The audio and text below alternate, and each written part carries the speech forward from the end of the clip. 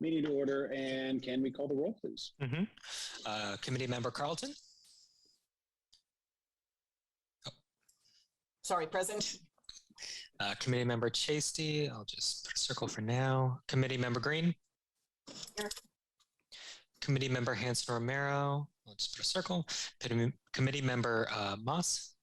Here. Committee Member Petrilli? Here. Committee Member Abbott? And I'm here. All right. I would like to read our statement. The City of Albany recognizes that we occupy the land originally protected by the Confederated Villages of Lejeune. We acknowledge the genocide that took place on these lands and must make strides to repay the moral debt that is owed to this indigenous people, specifically the Ohlone tribe. We thank them for their contributions, which have transformed our community and will continue to bring forth growth and unity. The City of Albany commits to sustaining ongoing relationships with the tribe and together build a better future for all that now make this their home. Very good. All right. First item after that is the approval of the minutes. Not a whole lot there to look at, but if I can have a motion. I move to approve them. Thank you. Second. And that's Member Carlton seconding. Can we take a vote, please? Oh, and just to make one note, I did just make one change since posting it, and it just basically puts the land acknowledgement statement in the past tense. But okay. Pretty quick change. Okay. Understood. Yep. So go take a roll. Committee Member Carlton? Aye. Committee Member Green? Aye. I see you're here now, Committee Member Hanson Romero, so I'm going to mark you as here. We're doing approval of minutes. Do you want to vote? I actually didn't have a chance to review them. No worries. We'll just do abstain. And then Committee Member Moss? Yes. And Committee Member Petrilli? Right. And Committee Member Abbott, or Chair Abbott, sorry. Yes, I approve. All right, we will now open up for public comment. I see we do have a couple of attendees. So folks attending, if you'd like to speak on something that's not on the agenda, we would invite you to do so now. I do see one hand. So can we let, looks like Alan Kane in. Sorry, just one moment. Jeremy, would it be possible to make me a host so I can do the allowing? Oh, great. Thank you. All right, go ahead, Alan, you're on. Hello, thank you. Can you hear me? We can hear you. Excellent, thank you. And committee members, thank you for your time. I'm Alan from the Solano Avenue Association, and particularly thank you to Pete Moss, the newest committee member. I have two public comments, one regarding public restrooms and the other regarding parking. The first regarding public restrooms. It's been 15 years since the Solano Avenue Association and Albany Chamber of Commerce have been talking about public restrooms. Going to the bathroom is a human need, not a right. And it does have an economic impact in terms of people having to leave the district to go home to the bathroom versus staying on the district and spending more time there. It also makes some of the businesses feel uncomfortable when they have to tell customers no, that they do not have public restrooms, which actually negatively impacts that particular business. So public restrooms, let's stop talking about it. I know it needs money. Let's throw some money at it and treat it like the necessity that it is. And number two, as far as public parking is concerned, I heard from Cafe Raj, who has tremendous difficulties with the outside dining and the impact on her business, Rosemary Eichner. And one of the points that she brought up was, well, could we just have the front of our space in front of our business dedicated for parking? Which brought up an interesting question. I mean, what's the difference between a restaurant using the front of their business for outside dining versus just having their own customers park? The response I got to this from the city was that they're still developing a plan, you know, almost 2 years into this situation. And so I'd just like to point out, maybe if someone would like to contact Rosemary Eichner or Cafe Raj, but her position is the city doesn't care. And the response that we got in terms of wondering, like, well, we're still developing a plan. I mean, aren't people using the front of their space now already? So just wanted to point out that businesses should be able to use the front of their space for parking as well as dining. Thank you. All right. Thank you for your comments. I think I can report without violating anything that the Parks and Rec Commission is considering public restrooms, but your concerns are certainly noted. Thank you. Any other public comment? Not seeing any. We can move then on to announcements. Perhaps Brennan, you'd like to start? I think you're muted there, sir.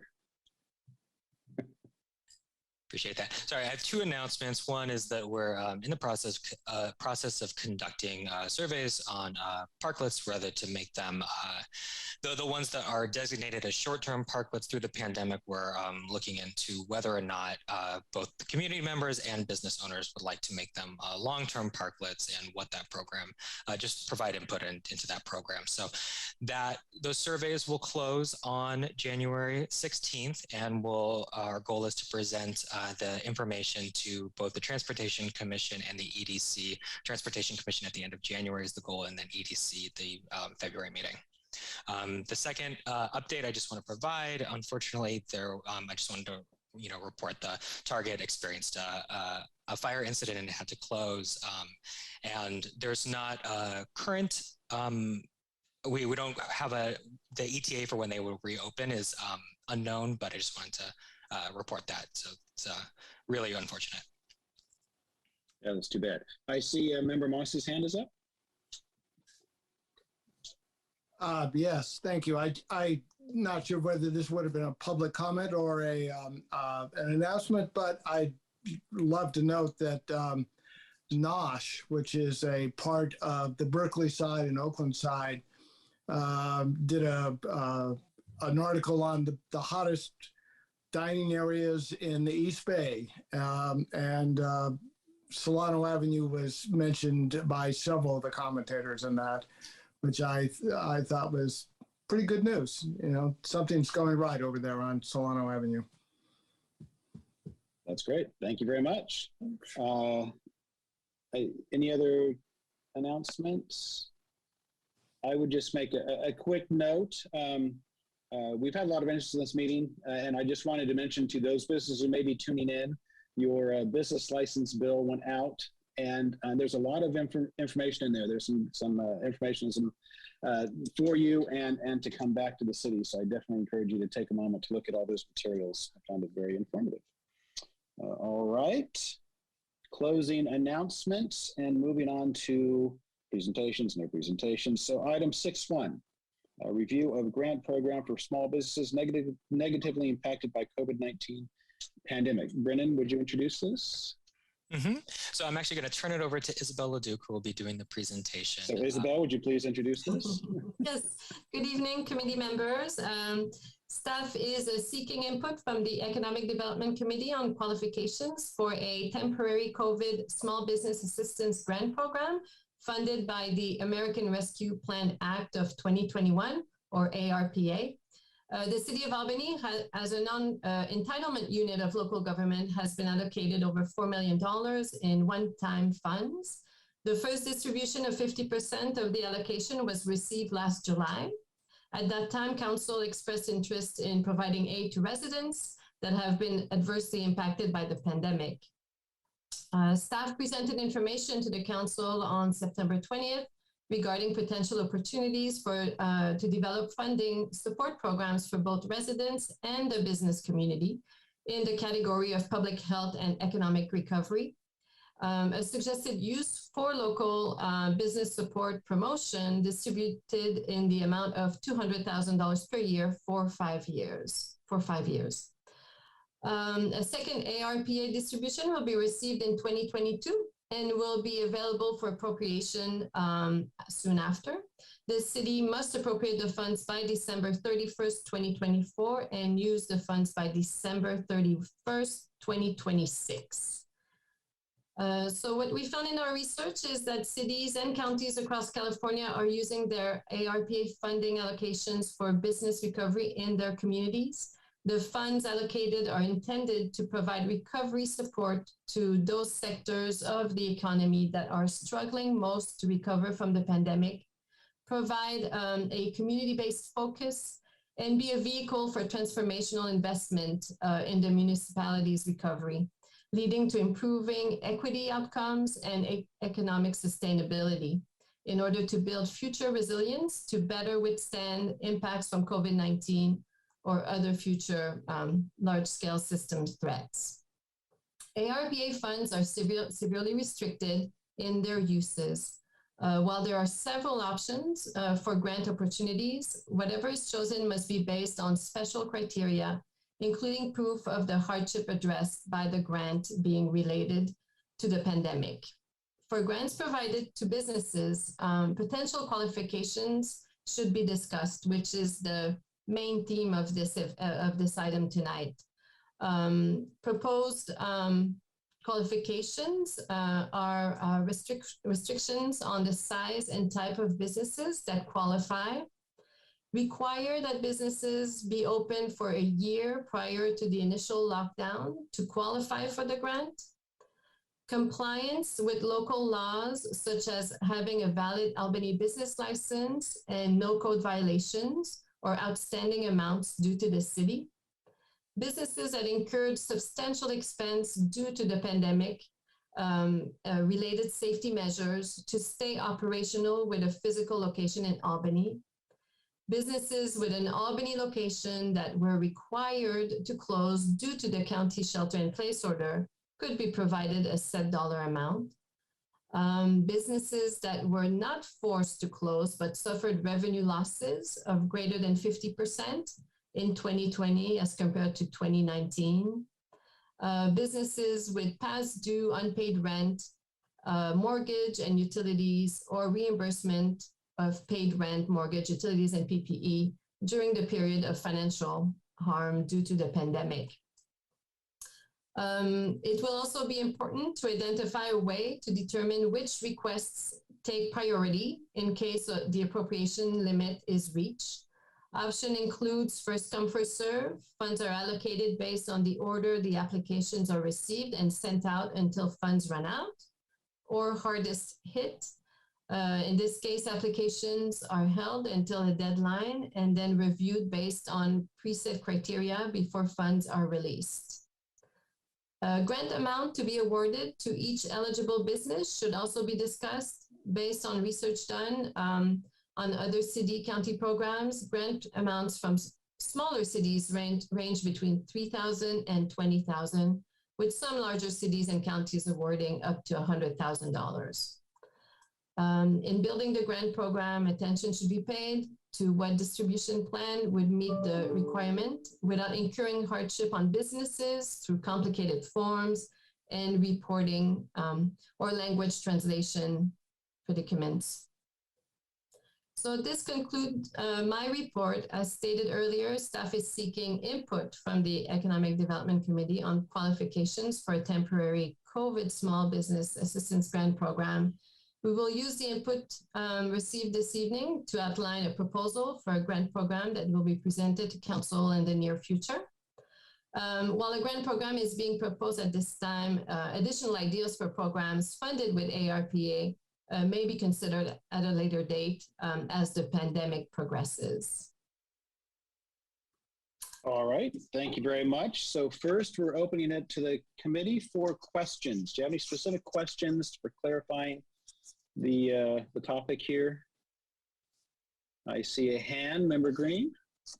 I was wondering when you said the first point was about size restrictions on the size of the business. Is that like too large or too small, or what kind? Like, what are you envisioning that? Well, it's really up to the committee to provide us with input on what you think is considered a small business. What is the size of a small business? Yeah. All right. Thank you. Does that answer your question? I think what they're saying is they don't want. They're suggesting it shouldn't go to businesses that are too large, like Target, but right. like Target. Okay. Yeah, but, community-based focus, local, mom and pop shops. Yeah. But and then if we did feel like there was some sort of size should be, then we would make that suggestion now. But at this point, that's referring to not big Okay. corporations. Mhm. Yeah. Okay, thanks. I think Member Moss, you were next.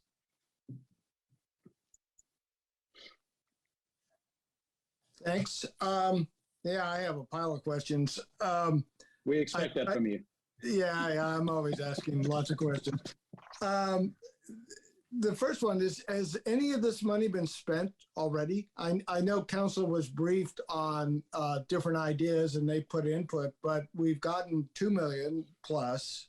Have we started to channel this out either into businesses or I know council talked a lot about giving this to individuals for rent relief and things like that. But have any final decisions been made, or has anything actually left our hands?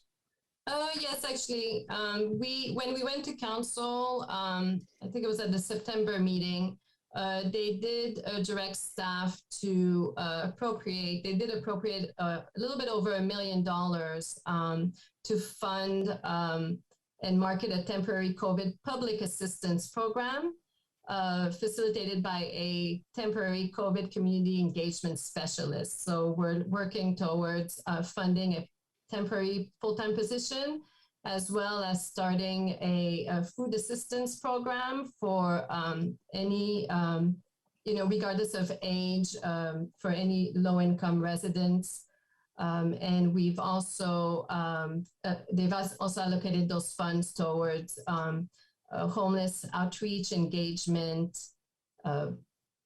assistance. So, but this money hasn't actually gone out. It's gone into setting up something to let the money go out. Would be the kind of awkward way of I might put it. Is that correct? I mean, you haven't actually given grants to individuals, to homeless people, or set up housing yet. No. Okay. That's not what that's not what we were directed to do. Okay. Yeah.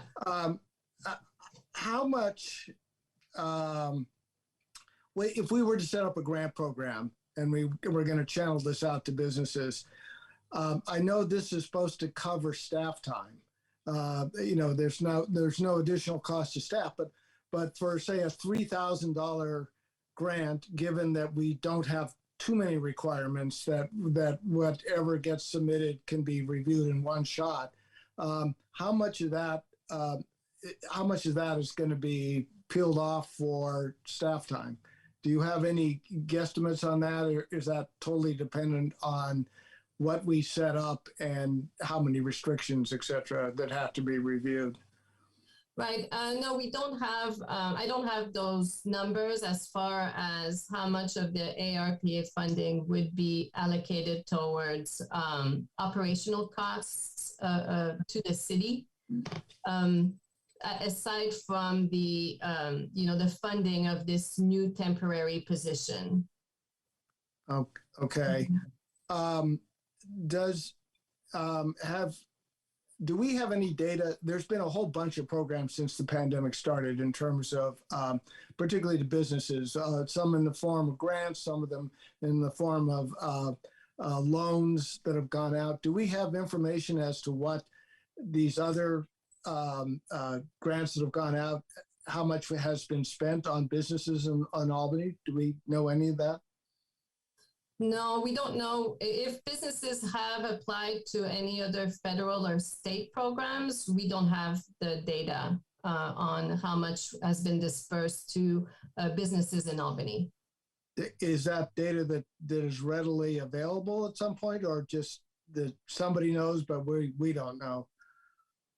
I don't know. I'd have to check. I'd have to do I can step in a little bit with that. I can report that the PPP loans above a certain amount are publicly accessible, but I think it's like 4 million. And I would be surprised if many or any businesses in Albany hit that threshold. So obviously the information exists there somewhere, but I don't think we have ready access to it. It would be the city might be able to request it. I'm not sure we could, but I think the city might be able to request it. Yeah, it would be interesting to know as we formulate what already has gone out to businesses and trying to assess what needs are, et cetera. I can just quickly anecdotally say that just about all the businesses that I've asked at chamber events and online, we're able to get PPP grants. So I think it's not a small number. We're able to get PPP grants, but of course that was very limited, right? And the EIDL loans are loans, so there's a lot of complications there. But yeah, right. And some of these loans may well be forgiven as far as we can know. I'm involved. Well, the PPP, not the EIDL, is not going to be forgiven, but the PPP will be forgiven. Yeah. Yeah. I sort of, this is as much a question to Todd as it is to Isabel, but I know the chamber has put out a survey or is asking for input on what businesses want. Has the city done any of that kind of thing? Has there been any outreach to businesses at this point to ask what they think they need, or how we might help businesses affected by the pandemic? Yeah, so we conducted a survey earlier this year. Primarily, we offered some options. As far as the data goes, primarily grants are the most popular. We had a rank choice with grants, loans, co-op marketing, workshop on how to market my business, workshops on how to cut costs / increase efficiency, and then other. As far as number one rankings, grants received 61% of the number one rankings. So it was by far the most popular option for businesses that took the survey. So businesses want money that they don't have to give back, obviously, and as opposed to money that we might want to spend on sewer systems or other things, which I know council or staff has considered. And then finally, I know it says in the report that you're watching other municipalities, cities around here doing this. Are any of the either nearby cities of our size or anywhere in Northern California, have they set up programs that we could model after that you're aware of? Yes, there's actually a program that we're looking at a little closer than others. Is the city of Newark, which has started a program that provides grants. Actually, they've dedicated $1.5 million to business grant programs, and they have it's a tiered type of program, and the tier 1, for instance, is for businesses that were completely closed by government mandate. Tier 2, businesses that were not forced to close but suffered revenue losses. And tier 3, businesses that incurred substantial expenses due to pandemic-related safety measures. So then the grant amount is up to $20,000 per businesses. And what we found, though, is that a lot of the communities and counties are they're in the process of developing plans, but have not implemented them yet, or they're in the process of implementing. Okay, and I would presume that there are ongoing forums, on either the city manager level or staff level that you're comparing notes all the time. Yes, and also we did we worked with a consultant on this research, and they've found a lot of good information on the state and local fiscal recovery plans, which is developed by cities and counties to address their intentions for economic development. So we've looked at that, and we've also looked at the National Association of Counties, who have prepared some presentations on how the counties are investing ARPA funding. Okay, I'll stop at this point and let others ask questions. So thank you. Thank you, Member Moss. Member Hans Romero, I see your hand up. Yeah, hi, thank you guys. I noticed in Isabel's report that it was talking about businesses that were in good standing with the city or didn't owe a lot of money to the city. Would this have been funds that they had accumulated after the pandemic began, or would this have been prior to that? Because I don't want to hold back funds from, if we're going forward with these grants, I don't want to basically cut out somebody who is no longer in good standing with the city because of the pandemic. I would like to make sure that it was, if that's one of the requirements, that they're not going to receive the funds because of a pandemic related expense or inability to pay, so to speak. The other thing that I would say is that I do feel like I've seen plenty of cities already begin to implement this months prior. Maybe some are still developing, I understand, but I just don't want to spend too much time talking about it as opposed to actually getting it out there and getting it done, because the longer we take, the more businesses we're going to lose. And that is crucial for keeping the businesses that are on there in business right now functioning and moving forward and keeping them, because it's going to be a whole lot more to try to replace them with someone else going down the pike. So I don't want to spend too much time talking about everything. I just want to get plans in action and moving forward. Thank you. I think that the question about the requirement to be in good standing with the city, that's for us to discuss. So that's one of the things that we can provide feedback on. And I think you've made an interesting point, a valuable point.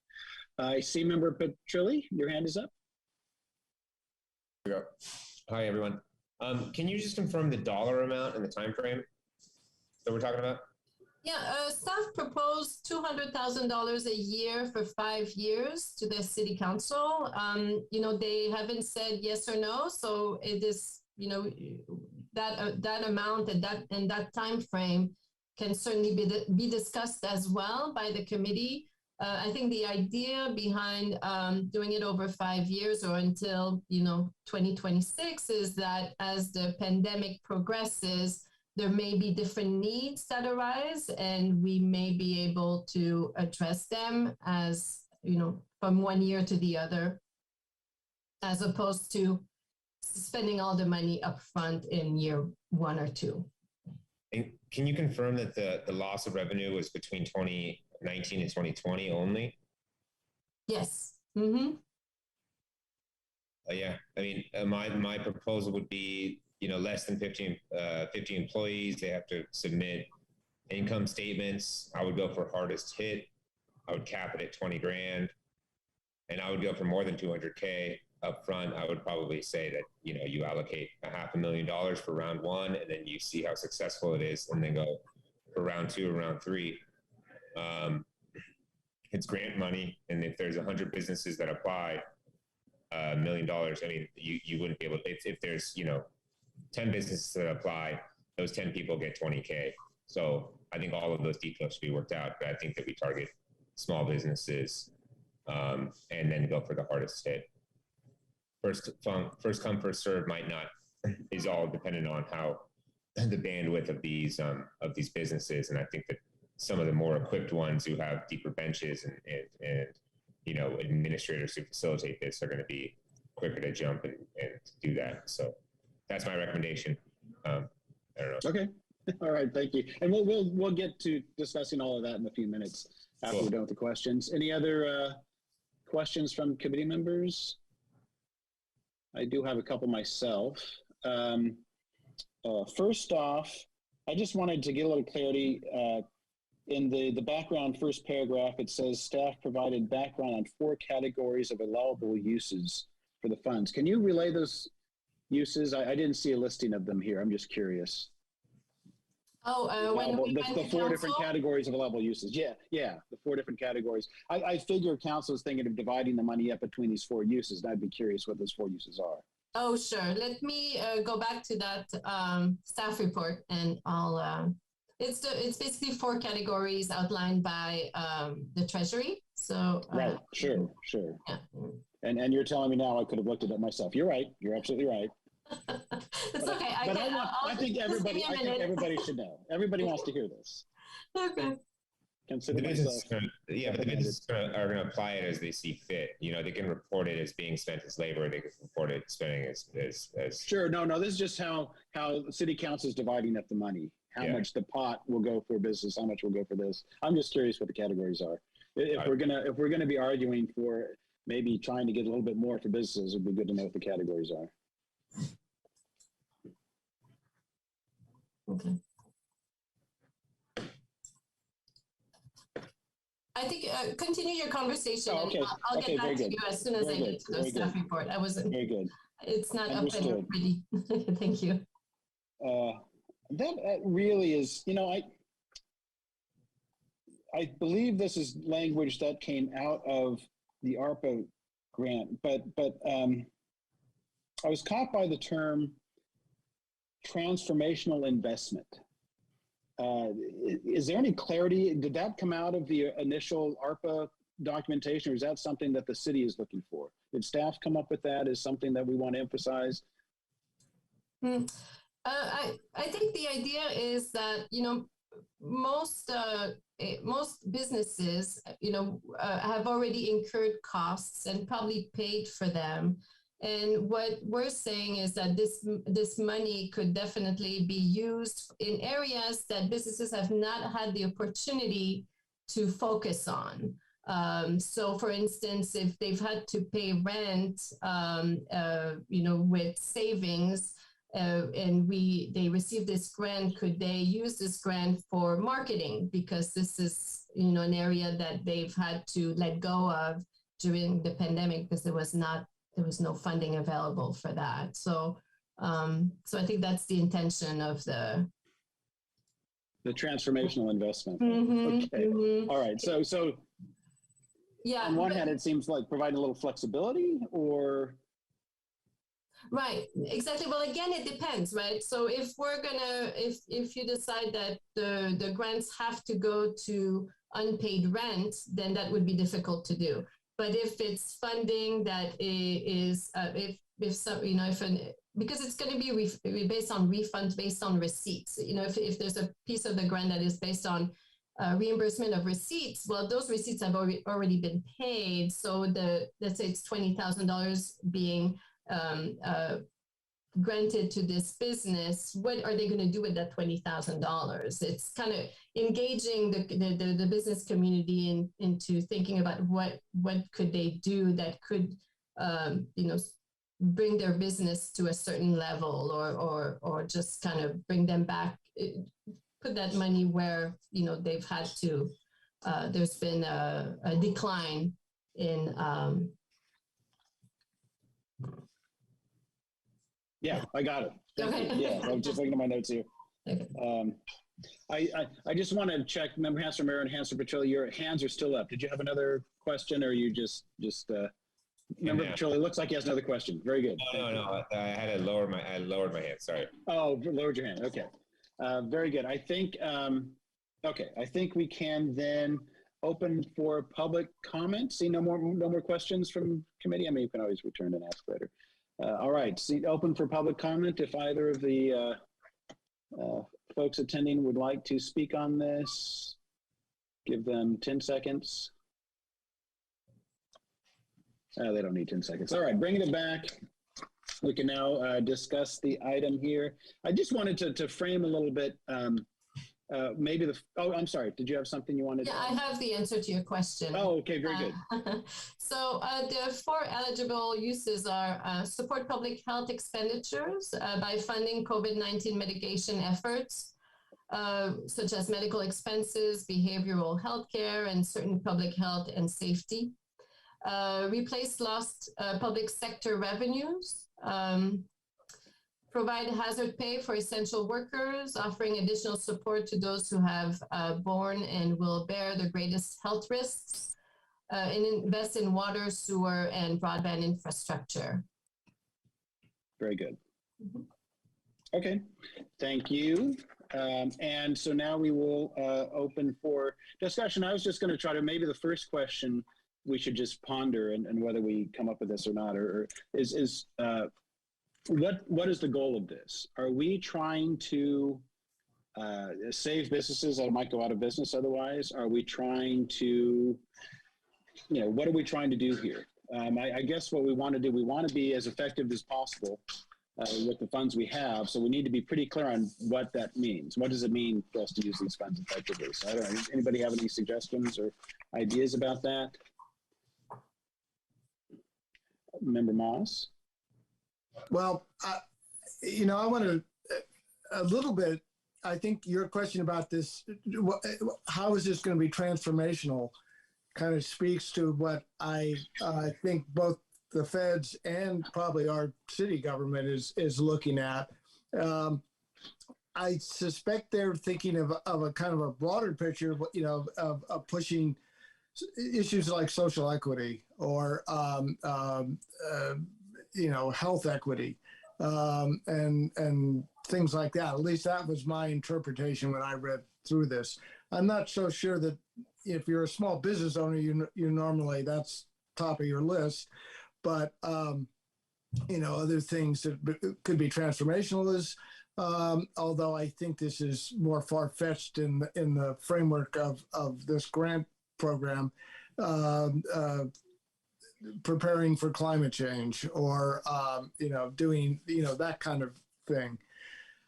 I mean, it has occurred to me that we're kind of like this balance between two things here. One, how can we get aid out? And I absolutely agree with Jennifer that this idea that businesses need help sooner as opposed to later. And some part of this has to be on that kind of timeline. But the other part is this idea about how can we don't know how long this pandemic's going to last. I know in, spring of 2020, I made a video for while on council saying, this will be over by July. Don't worry, just stay safe, etc. Well, I was sure wrong. So, and here we are in the end of 21 into 22, and we have a new surge. So if we give it all out right away, that's kind of assuming that this pandemic is going to go away pretty quickly. And I sure as hell hope it does, but I don't know. I mean, this could be going on for years. And so we may have to be thinking about things that are going to allow businesses to withstand in different surges. So it is a tear between those two things. I mean, I think we have to kind of like come up with some money that immediately helps businesses survive and some amount that's going to help them survive in a longer run. So, I mean, that's kind of the way I was looking at this whole thing as I was going through these possibilities. The criteria that the staff laid out, I think, basically it all makes sense.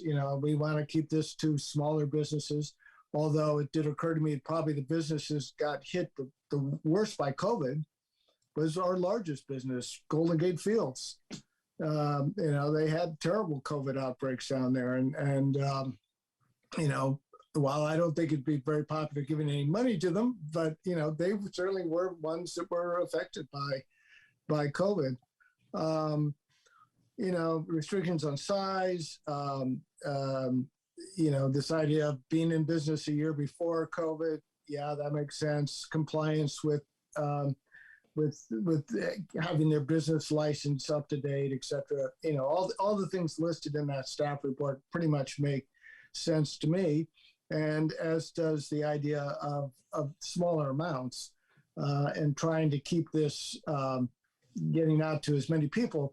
The other thought that I wanted to throw out there is, we tend to think of businesses as the ones on Solano Avenue or San Pablo.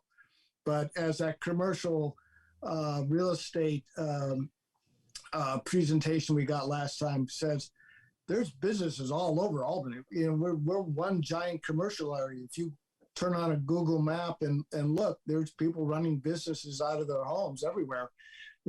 So they might benefit from the better 5G because a lot of them are dependent on the internet to keep going. I don't know. That sounds more like more questions than it does answers. But I think we have to kind of balance those two different things. What do we need to keep businesses afloat that are already here, and what are we going to do to strengthen the business infrastructure to keep them going if this thing just doesn't go away the way everyone thought or hoped it would. All right, thank you. Member Hans-Romero?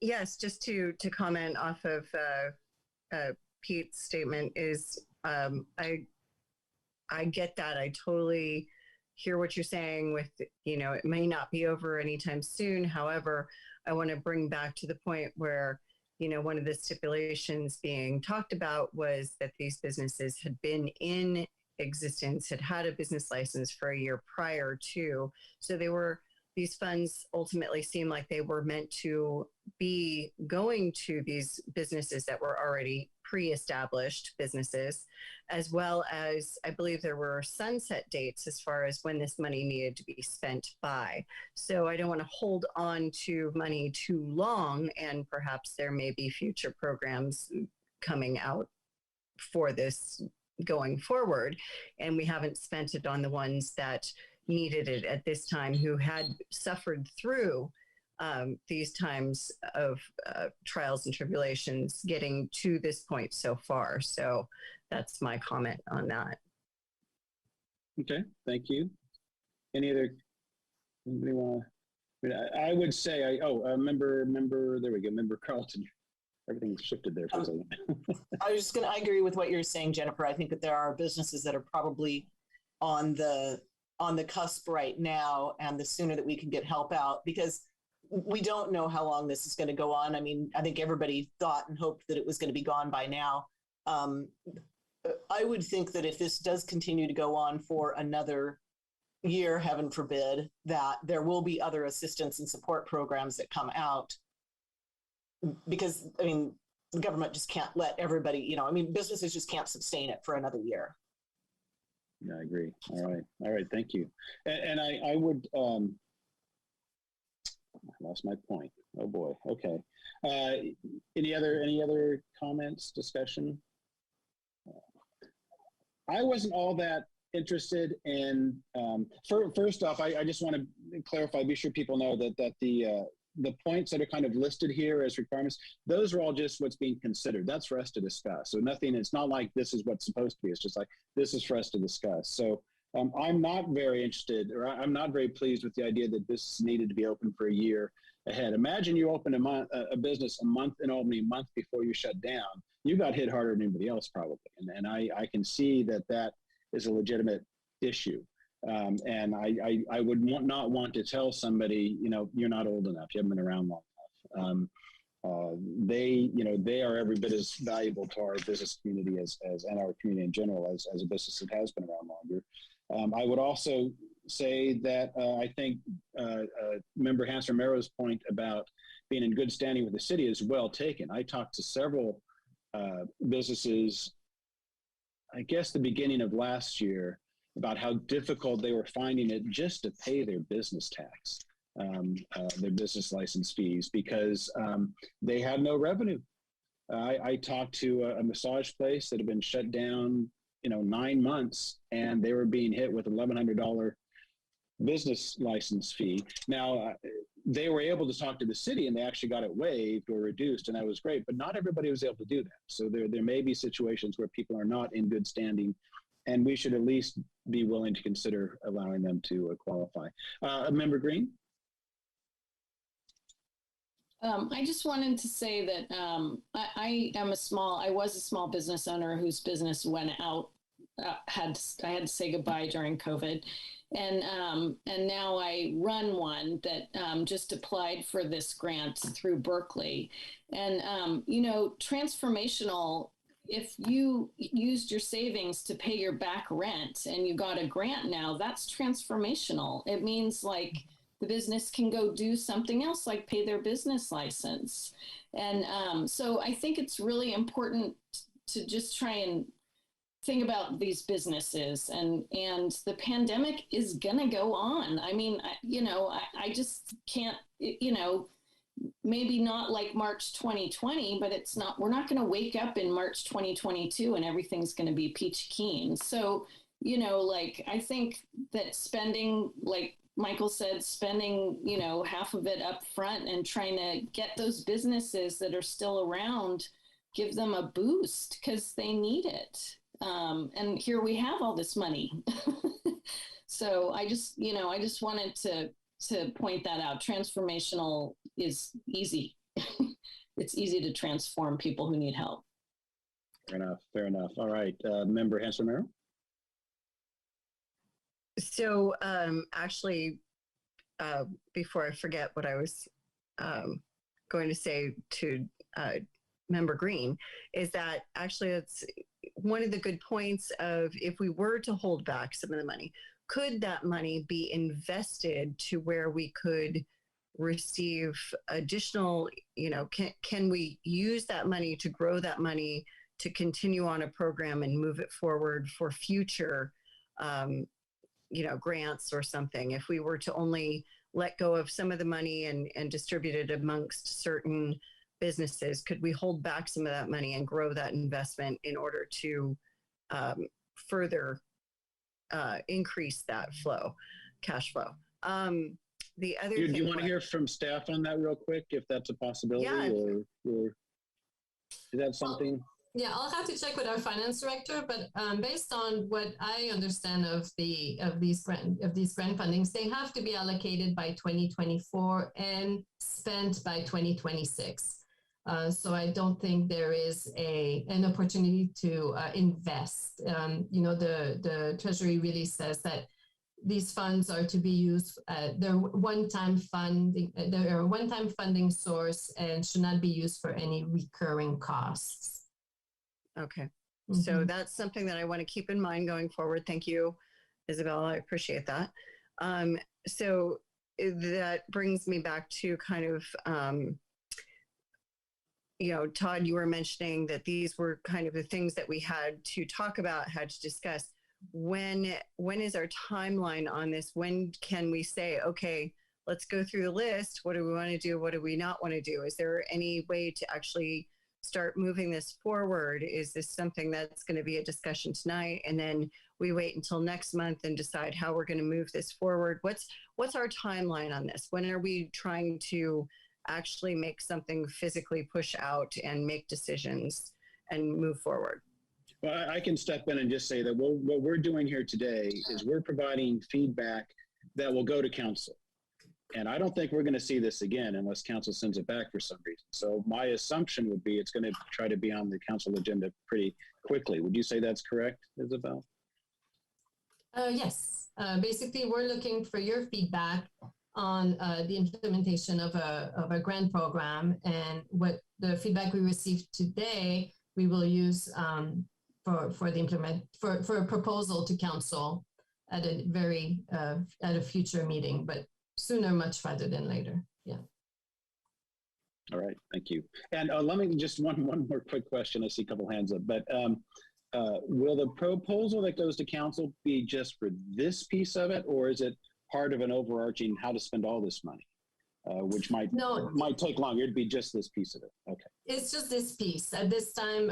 We're because it's a lot of money and there's a lot of things to consider. We're basically bringing to council what we can when it's ready. So, Okay. So this is, we provided information on a public assistance program. Now we're going to send a public, business assistance program. Okay, very good. Thank you. Mm-hmm. I think Member Petrilli, you're next here. I think you're muted there. I wish I copyrighted the word mute. I'd be so okay, go ahead. So I had this crazy idea that we should take $100,000 and then provide it as grants to restaurants who are doing takeout for sustainable packaging and get rid of single-use plastic. That was just in the top of my mind, but I think that would be a sort of a good example of what we could do in 2023 or 2024 when we haven't had those funds. I think that right now it's about putting some money to the highest use and, push out 200K to, 20 businesses that are the hardest hit and, call it a day. Maybe do it as a tax. I mean, have it be applicable to their tax returns or do something where, you tie it to something. But I'm with Ms. Hanson Romero on get the money out, set a cap on it, and then reevaluate what's left over, because there's a sense of urgency, I think, right now with Omicron and with this realization that, we're back sort of at square one in many regards. So get the money out and then figure out something creative later, which would be targeted and serve a use for those bigger, they talked about sustainability and community focused and transformative, those are the sort of what you're going to try to get at. I think by pushing out money, you're not going to get those results, but if you hold on to some of that money, maybe you could get to those results. So that's my recommendation, is push the money out. Make it a grant. Everybody's pretty familiar with how to apply for a grant these days. So anyways. Okay, thank you. Member Moss?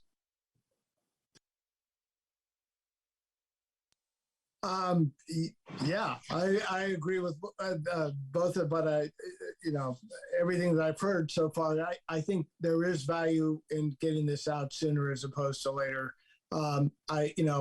This idea that this is going to come in $200,000 allotments over 5 years is, as said in the report, and as Isabel, this is something staff has come up with as an idea, but it could also come in a larger lump sum. So it's going to be up to council to make that decision how we get this money. But this idea of putting it out, the initial amounts quickly with the least amount of paperwork and the least amount of staff time and staff overhead makes a lot of sense. And the criteria being, it could be gross amounts for the business. It could be the size of their payroll, although a lot of that PPP thing was all sort of designated for keeping people employed. But that is something we want to consider. And then maybe whatever we initially put out, I love the idea of trying to get restaurants to use sustainable foodware for takeout, or at least compostable foodware. And that's the kind of transformative thing that at least what comes to my mind in terms of the big picture, that's going to help us much further down the line, keep everything going. Let's see, was there anything else I had written down here? Well, I think that's the basic idea. I mean, I think the emphasis to council should be, yeah, give us some money or set up some money for businesses and get it out quickly, and get it out with the least amount of paperwork and hassle for businesses, because that'll have the big impact. And then, in 2 years, we can be just talking about what's the long-term thing. Perhaps if we're going to have a pandemic around for a long time, restaurants are going to have to keep in those parking places that are much cherished by everybody. And maybe we should be giving money to restaurants so they can do that better, do it in a safer or better style, for one thing. But, there's other ideas too, like the idea of broadband for people to run their businesses out of their homes. Okay, thank you. Let me take a moment and say some things that I've been thinking about. I did send this out to the Chamber of Commerce mailing list, and I want to be very clear that there's a whole lot more than Chamber members on that list. I mean, this list, there's several hundred, and we certainly don't have that many members. And I know that Alan Kane sent it out to the SAA list, and again, a whole lot more people on there than just the members. So we heard. And I will tell you, we've gotten more response from these emails than anything that I can remember. There was a huge response. There is a lot of pain out there. There's a lot of people who've broken into their savings. There are a lot of people looking at a huge amount of debt just because they weren't able to pay their rent. And so they took advantage of the eviction moratorium, but now they've got all this rent to pay, and they're looking at that hanging over their head. Businesses that lost 80% of the revenue. Businesses that were shut down for 9 months with nothing. Other businesses that maybe lost 20%, but continue to spend thousands of dollars a year on PPE for their employees. Continue. It's ongoing, folks. It's still going on. They're still spending hundreds of dollars a month for these expenses. So I really like the idea of front loading a little bit, maybe doing half it. I think as Member Petrilli suggested, spending half it this first year and then tapering, maybe spending another good portion after that the second year, because we've got 2 years to make up for, and there's a lot of pain out there. I would like to see a very clear formula. We come up with some categories. They talk about this formula.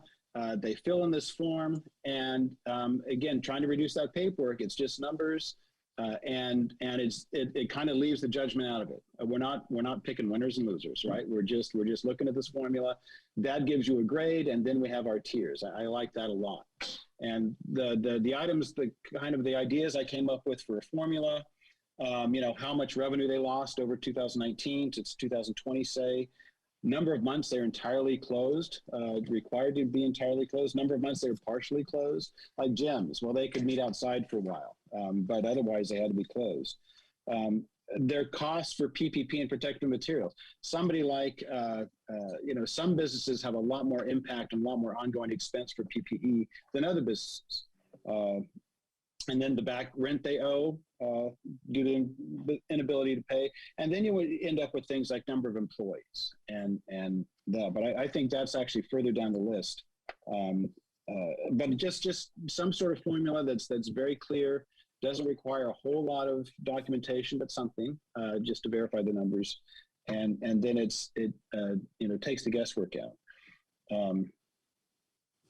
I'll stop there for now. I see a hand up, Member Hans Romero.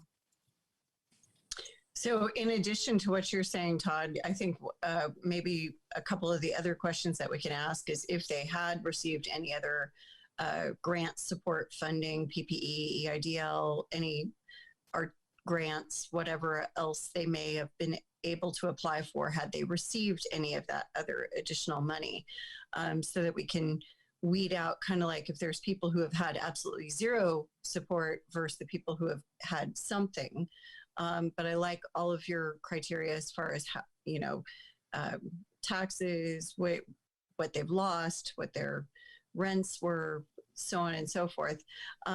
Another thing that I'd like to just open up is perhaps we also just need to broadband a question, like what are the top three things that could assist you right now? How much do you need? I mean, maybe because we might expect that they might need a lot more than maybe they do, or maybe they need a lot more than. So I don't want to preconceive notion of like, oh, well, you're this type of business, so you should only need this, or you know what I mean? I want to be able to have an open dialogue discussion as well. Maybe a short paragraph of what their needs are, what things could they get the most help. And I know it's part of the survey and stuff, but when we actually go to make this process, have that part of the criteria. Yeah, understood. And I would just say I would not include whether they got PPP funding. EIDL is a loan; it's not a grant, so that doesn't count. They owe that money. PPP, I heard from people who said, yeah, we got the PPP loan, but we just had to pay people, keep them on the payroll, even though we had no business. So that's, that doesn't really do it. They wouldn't have had that expense had they not had the PPP. So that's, okay. It's complicated. Now, if they got other grants, say from City of Berkeley, well, I guess we're not going to probably be granting St. Louis Berkeley, but there were other grants that were available. Maybe that would be something we could consider. Member Moss? Yeah, I'm wondering if we do it on a financial need basis, are we talking about that basically they bring in their income tax forms and show that to somebody, and that would be the kind of quick and easy way of seeing, yeah, you need it. If you could show that loss of your business taxes, then, you wouldn't need a lot of other paperwork to have to process. Yeah, we had to do things like that when we applied for an EIDL loan. So that's not unusual. Something like that. Yeah. Right. Either a profit and loss statement or a tax return. Yeah. Yeah. Okay. Thank you. Okay. Member Green. I just wanted to say that also for the profit and loss for 2020, it might, if they didn't have to pay rent, that's not going to be figured into it. So there has to be a way to have them explain deferred rent payments And Yeah. also, I think that first come, first serve, I don't think that's a good way to do it. I mean, Agreed. yeah. Agreed. Some, I mean, some people are so overwhelmed that, we would be lucky to get their application at 11:59 of the last day. So and they might be the ones who need it the most. So I just wanted to say that. Agree. Yeah. We have a lot of I agree.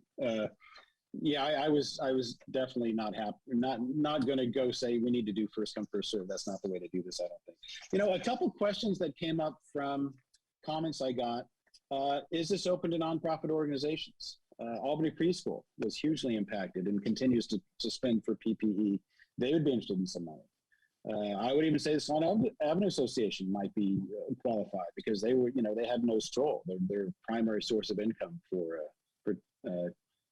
year and a half, we'll say, because it kind of got a half stroll the next year. But so that's something to consider. Does it have to be a for-profit business, or is this open to I looked, and there's quite a number of nonprofit organizations in Albany. A lot of them are like, the Albany Community Foundation, just a bunch of volunteers, but some of them are actually operating as business employees and expenses. So they might be, would we have it open to them?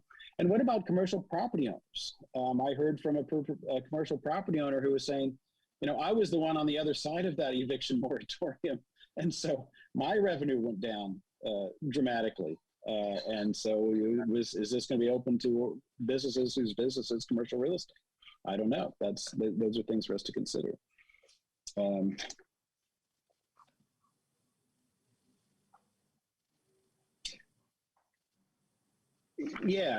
sorry. Member Moss, go ahead. Yeah, I was just going to put in a lot. As much as I hate to say it, a lot of this will be political. So I think it'll be very easy for council to come up with the idea of doing nonprofits, knowing this council.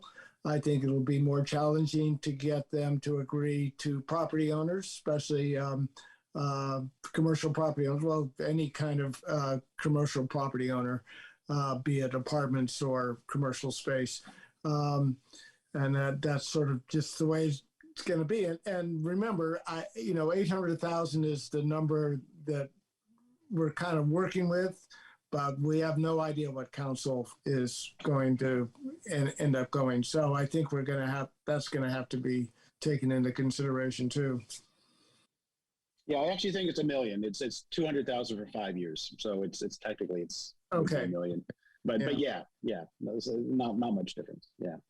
I would like to see a little bit more dedicated to business, maybe 1.2 or something. Just I was hearing from folks who were saying, basically anything we would provide would be helpful, but really, if it's going to really help them survive, it's going to need to be $20,000 to $50,000. Not everybody's in that boat. A lot of people, 5,000 would be more than enough. Well, I'm not going to say more than enough. A lot of pain out there, but would be enough to get them through. But I would like to see a little bit more. If we make it 50,000, that means we pick 20 lucky businesses in Albany, and good luck with that. Well, I think, we wouldn't be granting 50,000 to everybody. I don't know, and I don't know. I'm not saying that. This same person said, "Look, we'd be happy with anything that could be provided." But if it was really going to help us, 20,000 doesn't even really do it that much for us. Right. We need to do more. But for instance, I remember talking to John Tierney from Albany Bowl just as they were, the word was getting around that they were closing. I said, "How can we help you?" He says, "I need $1 million.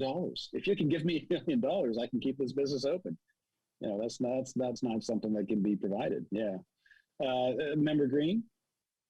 I was just going to say, it could be based on a percentage of their income, their 2019 income, or, whatever, or the loss, or I don't know. I'm sure that other communities are doing some kind of a formula rather than just a flat, here's 20,000. Agreed. Yeah, I think probably they're specifying a formula and maximums. And I think that's probably the way to go about it. And what it's based on, boy, it's tough because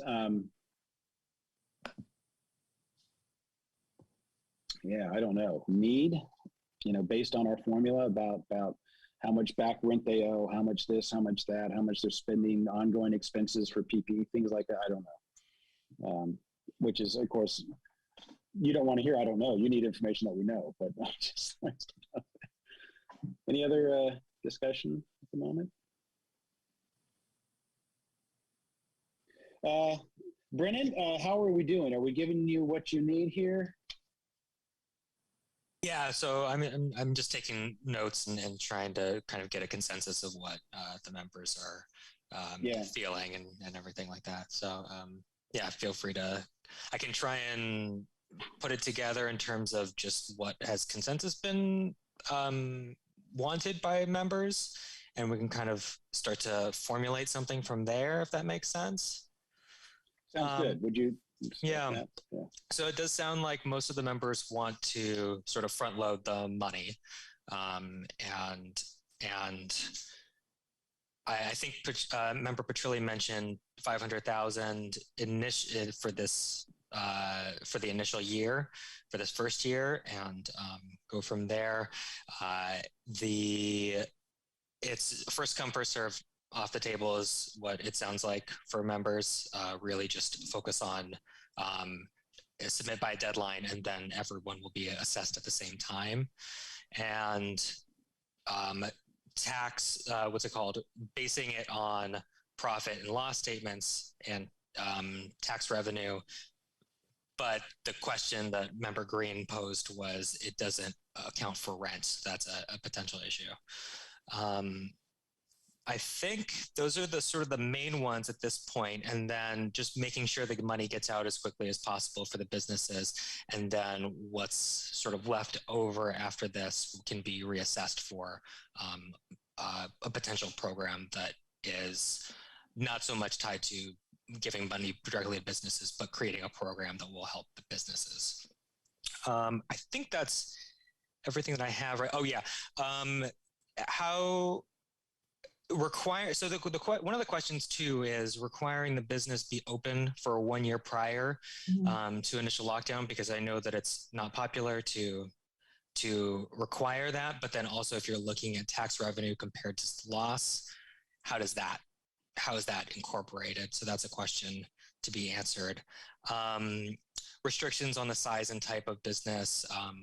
We're thinking, I don't know. It sounded. I know Member Petrilli said 15 employees, but I think it's still amorphous at this point. But small businesses should be the focus, if I'm correct. And then also compliance with local laws, such as having valid business license. All of that, if it is taken into account, should be prior to the pandemic, not anything that happened during the pandemic. So that is something that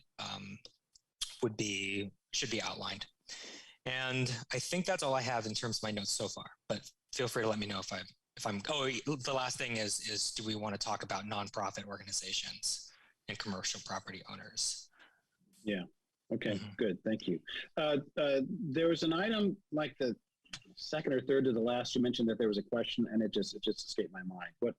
There was something you were looking for. Well, in terms of businesses that opened maybe just before not 1 year prior to the pandemic, but just before the pandemic started, how do you incorporate their profit loss and understand how much they should be receiving? Yeah. No, I understand. And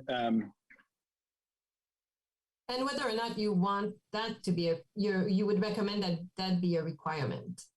Yeah. To apply for the grant. Mm-hmm. And one thing that in business for 1 year before the pandemic hit. Mm-hmm. Right. And one thing that Member Moss mentioned at the beginning too is, when this first happened, we had no idea how long it would last. And as also Member Petrilli mentioned that, it feels like it's kind of happening over again. There are businesses that even started during the pandemic that probably didn't think that it was going to continue. So that's another thing probably to consider as well. Absolutely. Member Hanson-Romero? Correct me if I'm wrong, but maybe we could use for the businesses that maybe just opened right prior to the pandemic is I'm sure there was some sort of a business plan that perhaps they had in motion of what it was going to cost them to be in business, and where they were planning, how they were planning on getting that money for basically a business plan that might be able to clue us into where their losses had arrived from, even though that they don't have a tax, the 2019 taxes to go off of. Yeah. I would even say that this wouldn't work for all the businesses. But for some of the businesses, we might just be able to go on the expenses they incurred due to the pandemic. How much did they have to spend on PPE and plexiglass shields? Now, that's not going to be so effective for, say, a salon that was just shut down for 9 months, and most of their loss was just zero revenue for a year. But that might be the way to look at those particular cases. And I know that there have been a number of businesses that have opened during the pandemic, but I'm not sure how many there are. Well, and I think we could go off of the records of business license and find out exactly how many had opened during the time, and take those into account based upon the records with the city. Yeah. And I think it's a really good point that they didn't know when they opened up in April of 2020. They didn't know it was going to continue as long as it has. And unfortunately, a lot of some of the businesses that did experience that, there were some businesses who had landlords who realized it was more important to keep them, and either gave them free rent or reduced their rent for quite some time. And again, that goes back to the property owner and what expenses they could have incurred, being that their business was property ownership. Yeah. Oh, interesting. Yeah. Member Green? I think, aren't business licenses tied to predicted income? Is that right? I think they are. I mean, I haven't applied for one. It's 2019. I've got mine right here. Let me just check. It's number of employees I know, and it's tiers, so it's not going to give you a very fine-grained. But I was just thinking about for new businesses, if they applied for a business license, that at least might give some guidance to what they were expecting. Well, yeah, I think for the new businesses, it may have to go by incurred expense. I'm sorry. Yeah, and that's what I think. What we're hearing is that you would like us to include new businesses. Yes. To be eligible for the grant program, and staff can figure out how to make that happen. But it does make sense to to use incurred expenses, unexpected expenses, as as a criteria for new businesses. But I think the bottom line is that you don't want to use the 1 year, open for 1 year before. I mean, it seems arbitrary to me. Member Moss? Yeah, I was just going to say, I've only pulled one business license in Albany, and my remembrance was that was kind of a set amount for what it was. But in other cities, it depends. Like if you own rental property, it's going to be on how much property you own. So it really varies, I think, to some degree for the business. So, how that's going to work, I'm not quite clear. Now, just to throw a fly in the ointment, the other reason that you might go with the business that was open a year ahead is because you don't really want, we're trying to be efficient with this money. We don't necessarily want to be supporting businesses that aren't going to make it anyway. I know that Berkeley expressed some concern early on. They had a grant program and gave out millions of dollars. And then within 6 months, like more than half the businesses had closed anyway. So I'm sorry, go ahead, Pete. Yeah, but my guess is that the city is going to give out a lot of money, and efficiency and fiscal responsibility may not be at the top of the list of things that we meet as we do this, because you can't quite figure out how this stuff is going to affect things. So you do your best. We're going to take a shot at it, but we'll probably know in 10 years whether or not it worked, and it'll be dependent upon how many businesses are still around. So Member Petrilli?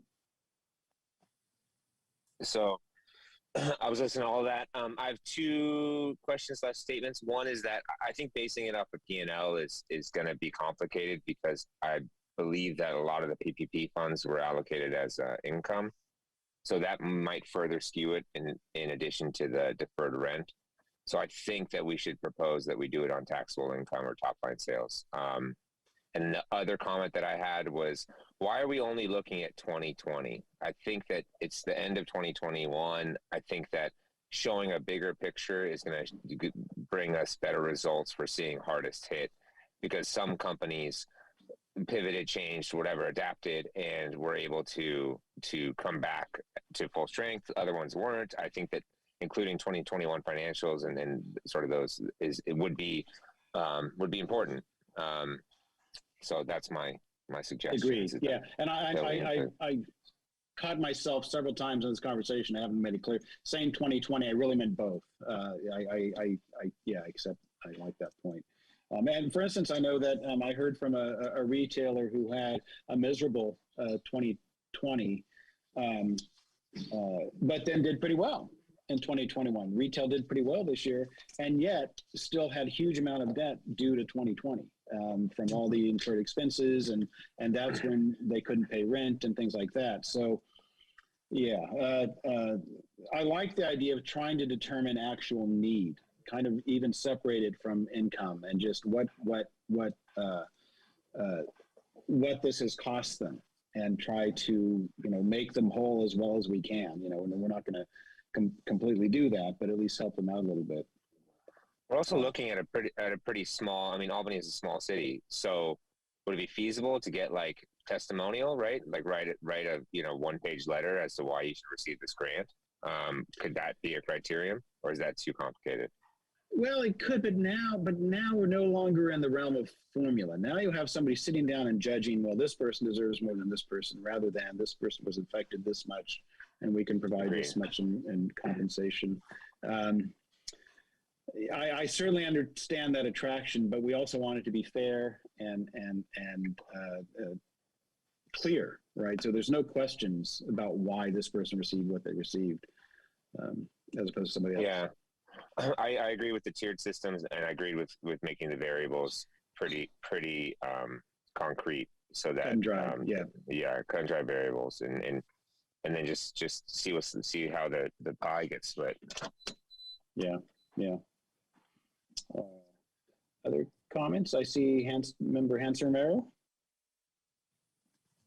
With that being said, I'd like to see maybe some sort of an appeals process as well. Like if we're just maybe there's something that we're not thinking about. Maybe there's a special circumstance out there that it doesn't fit within our criteria. So I'd like to see some sort of an appeals process. Like if they don't meet that and they still feel like, oh, well, this part was unfair to me or something along those lines, that they might be able to go back and say, well, this is why I didn't fit this criteria, and this is why I still feel like I need, I deserve to be considered, even though I don't meet this particular criteria.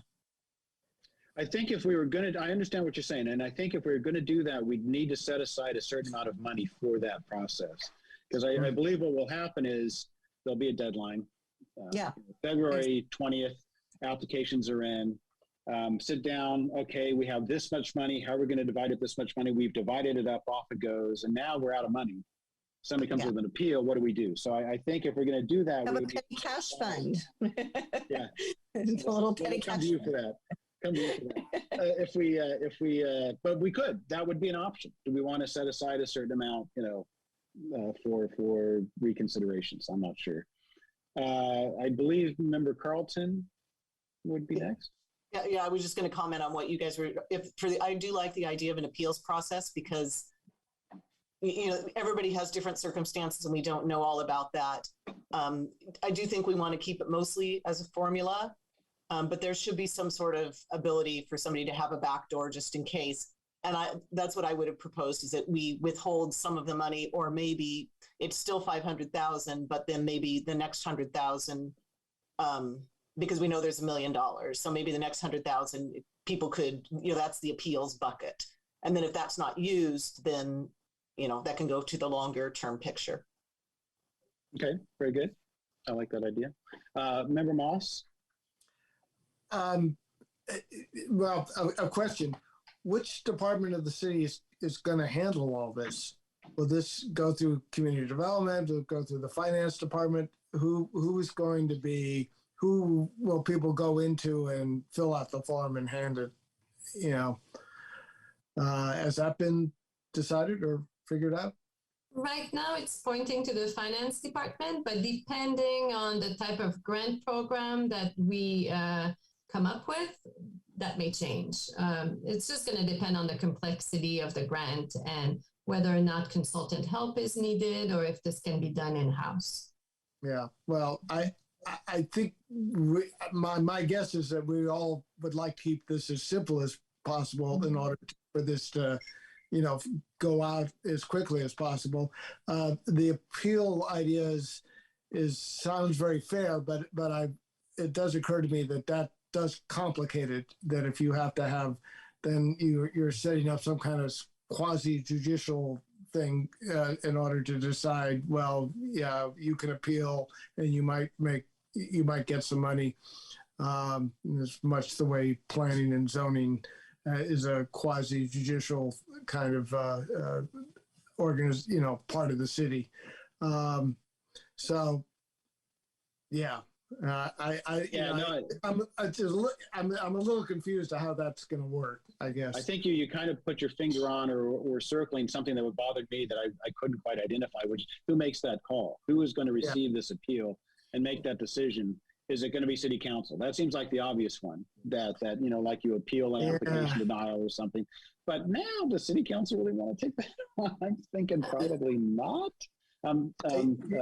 I see Isabel would like to add something. Yeah, maybe another way of approaching this is, we go ahead with round one with the established criteria. And as we go through the first round, if we see that there's a recurring need that is not addressed in round one, then we can address it in round two. Yeah, I like that idea a lot. So it isn't really an individual appeal. It's going to be a reconsideration by, us or council or whoever, sets this out. Yes. Yeah. So under that, we would have a block of money and we would dedicate a certain amount of it to that first round, and then with potential, we would then give the rest of it at a second round, but that provides a little flexibility on very good. No, I like that a lot. Yeah. I see member Petrilli's hand is still up. Is that okay? Very good. And then I think we lost. Okay.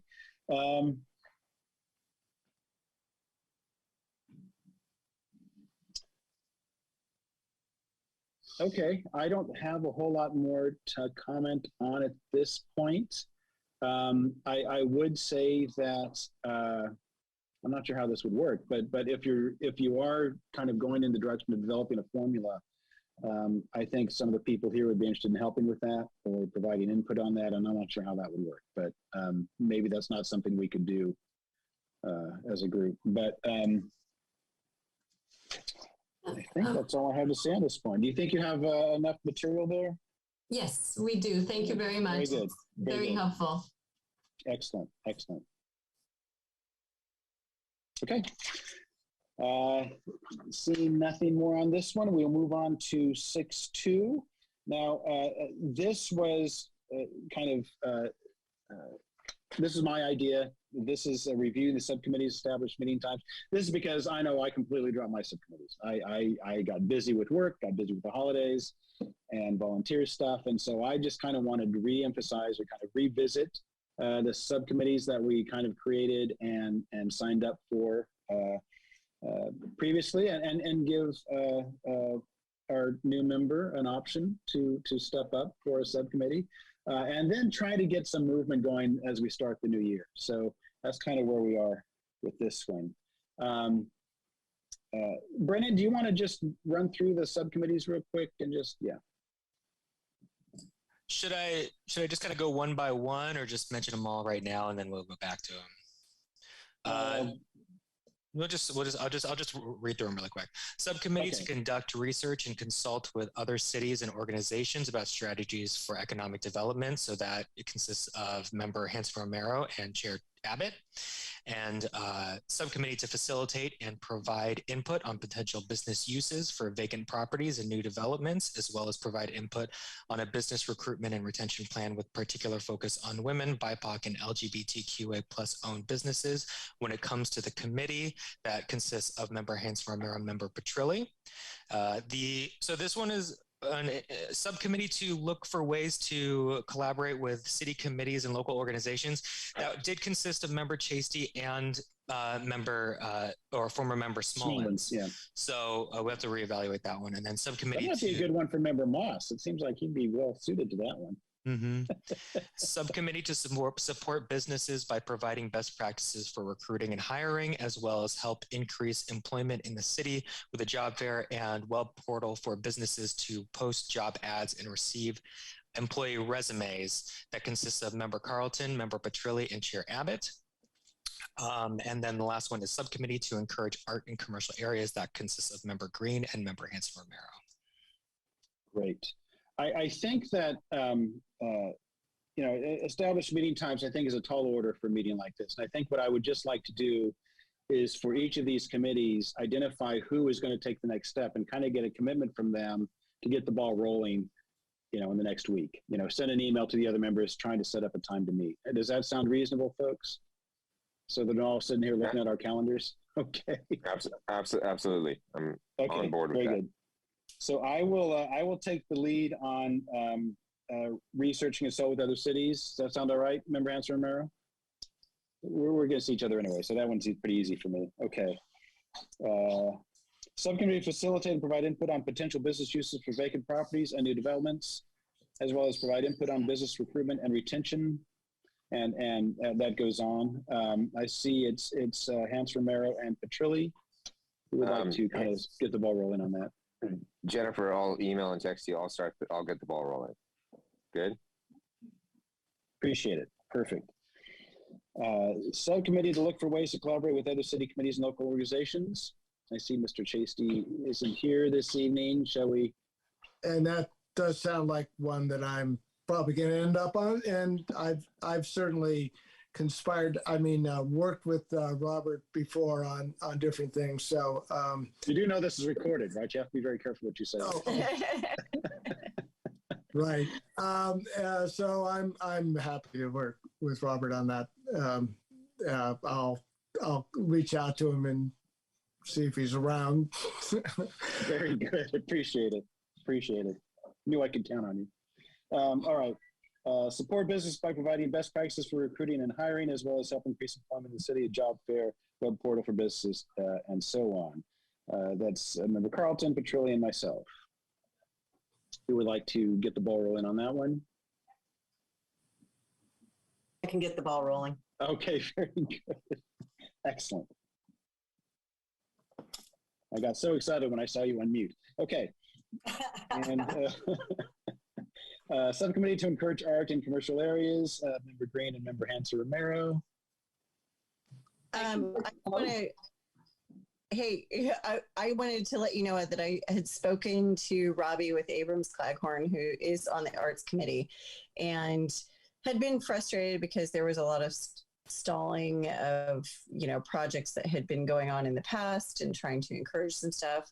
I know that some cement blocks were actually installed by Public Works, I believe, recently, and the actual art exhibits are supposed to be going up onto those placeholders along the Greenway. So I know that is part of what has been started, but I will say that, I've been in contact with Robbie Abrams on that. So that's a little update for me. You do know that Robbie resigned from the committee. Mm-hmm. No, I didn't. When? He did. Was it recently? Last month, presumably. He was frustrated. I know he was frustrated. He was frustrated, yes. I was not surprised when I saw. I was disappointed, but not surprised. Yeah. So are you willing to contact Member Green, or Member Green, are you willing to reach out to Member Hanson Romero and said something? Yeah, I can take the lead. Yeah, and I'm not sure what you can do without working with the Arts Committee, but I think if we keep some interest and some contact going, it's more likely that something's going to happen than if we don't. So I think that's worthwhile. All right. Well, great. Thank you, everybody. I appreciate it. And I think we're going to try to have a productive 2022. There we go. All right. Any comments on this? I don't know if we need to open this for public comment. Todd, there was just one additional thing. I know you probably saw the email that I copied you on earlier today, as far as getting some additional information from Emory Go Round. So let's just hold off. I think that probably what we're going to be able to do is have a report from the subcommittee, and then that will be an agenda item, and then we can go into detail on things like that. So that's very exciting. I very much appreciate you reaching out and getting that information. But let's hold off until we have something we can agendize it, then we can actually have a discussion. Does that sound okay? Perfect. I just wanted and to that bring was it also up. captured by the. No, good. No, yeah, very much so. Very much so. That's great. And another thing I wanted to emphasize is if any subcommittee member has a question regarding their subcommittee, anything that needs to be answered by the city, feel free to reach out to me. I'm happy to help look for those answers for you. For instance, you may not have each other's email addresses because we're not supposed to talk to each other. So you might need to go through Brennan for that information. All right. Any other comments on this one? Great. All right. Final one, election of officers. Committee will nominate and elect chair and vice chair. I think the way we normally do this is we open it for nominations. Do we do vice chair first and then chair, or chair first and then vice chair? I guess it makes sense to do chair first and vice chair. All right. I'm just going to throw myself out. I would really like to continue for another year. I feel like 2021 was kind of a weird year. And we didn't get a whole lot done with the work plan and stuff like that. So I'm putting my name up to continue as chair, but I'm certainly happy to have others. I would second that, Todd. I very much like to see you continue on as chair. Okay. Any other? I don't want to stifle anybody who I'm pretty sure Member Carlton is just raring to go and wants to take over. It's all you. Thank you, though. All right. Any other thoughts on this? All right. I guess we have a motion. And Can I make a motion to Please. Todd being continuing on as chair? Yes. Okay, very good. Who seconded? Okay, may we vote? Have a vote? Member Carlton? Aye. Member Green? Aye. Member Hanson Romero? Aye. Member Moss? Yes. Member Petrilli? Aye. And Chair Abbott? And yes, for me. Very good. All right. Yay. And now vice chair. So the vice chair it's just a heartbeat away, fills in if I'm not available. Not too many other duties, but I believe Member Petrilli is the vice chair right now, but he may be happy to continue or may not. I could go any way you would like me to go. Okay, so is anybody else really this committee? Very good. Anybody else itching to be the vice chair? I would miss like to second two meetings. I'd like to second Michael's. I think we got a good team going the way that we are, and I'd like to see things continue on. As you said, Todd, 2021 was kind of a weird time, and I think if we keep things consistent going forward right now, that it would help us continue moving forward and actually accomplishing some goals this year. Agree. All right. Did you move? So that's my motion. Okay. I will second that.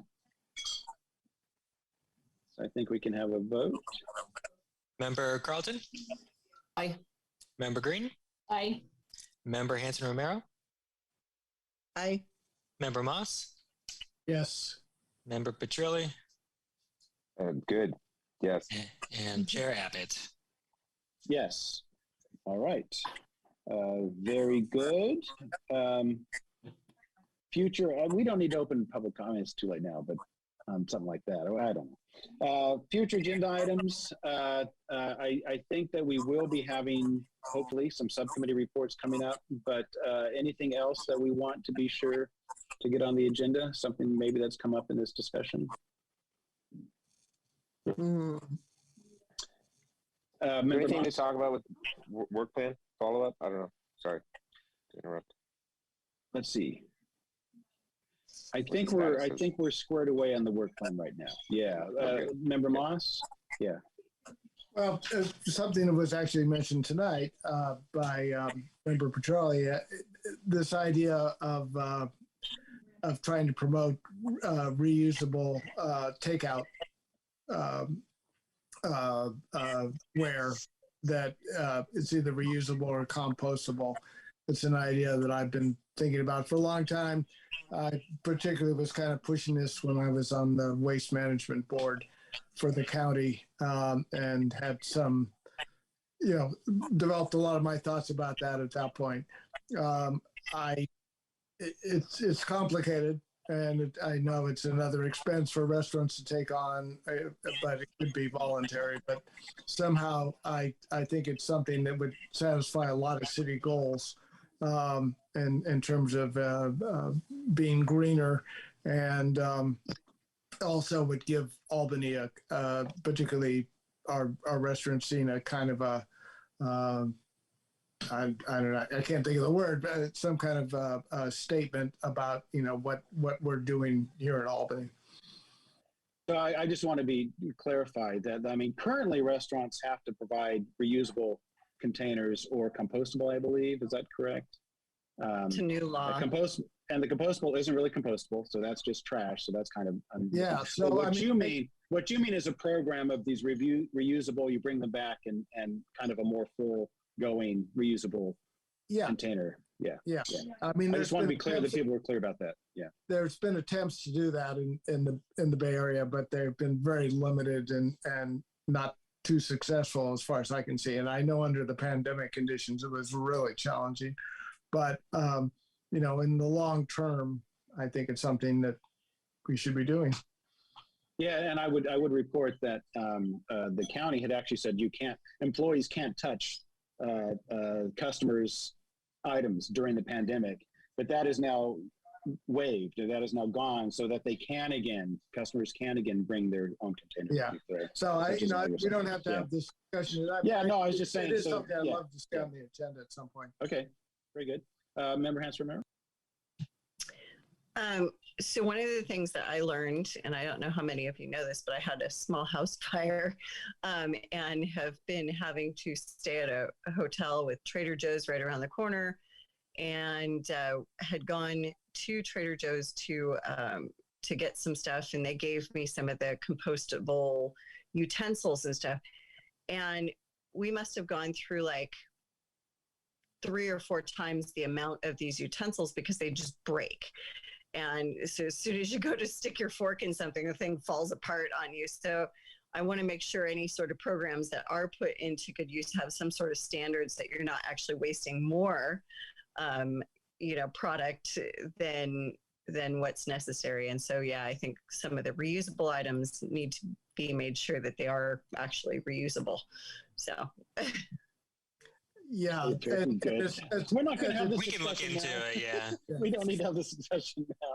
I think we're kind of on the page there. We're just talking about agenda items, folks. I'm sorry. I kind of moved this off. It's my fault. I'm sorry. Other agenda items, suggestions. I think, and of course, you are always welcome to email ideas to Brennan, and he will add them to the agenda or consult, and we'll figure it out. All right. I think with that, we can adjourn our meeting. Our next meeting is Thursday, February 3rd. Member Petrelli. Wait a minute. I'm sorry. Member Petrelli. Very good. Sorry.